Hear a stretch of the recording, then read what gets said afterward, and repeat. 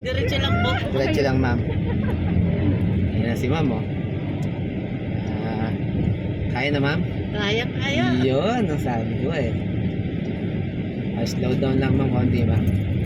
Para lang natin, mapagbigyan yung tumatawid na. Ayan, oh, kami naman, kanina lang eh, medyo kaba-kaba pa, no, ma'am?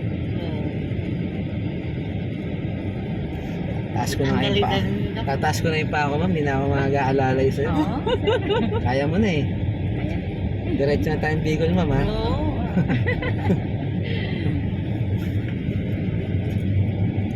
So, mga ganyan, ma'am, diba? Yung mag-slow down ka lang para lang makapag-iboy ka.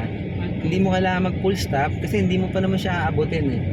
Maliban na lang kung talagang eto na siya, malapit na siya sa bumper natin. Hindi mo lang talaga kakailangan na full stop.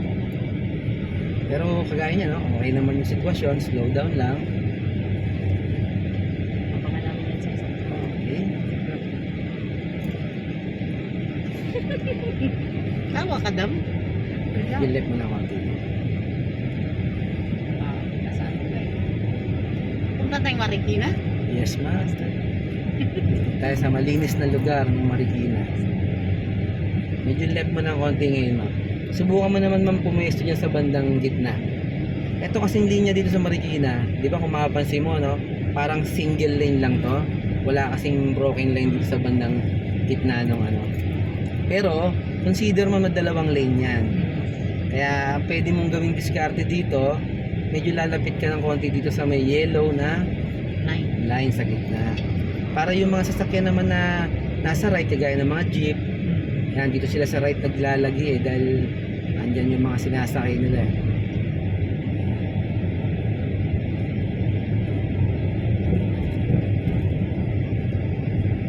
Okay na, Madam? Oo. Bumili ka na. Sakto mo lang na ano. Hatid ka na raw, ma'am, sa ano? Nakit na kita sa Quirino. Karina. Diba? Slow down ka na muna, ma'am. Tapos yung steering wheel, yan. Lahat na may maintain mo laging straight yung ano, straight yung sasakyan natin dyan sa linya natin.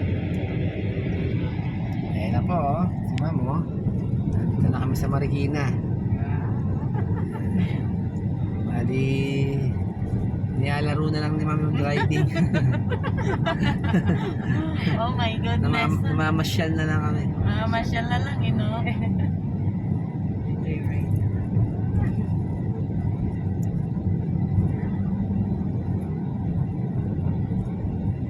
Posted mo na yung pagdating.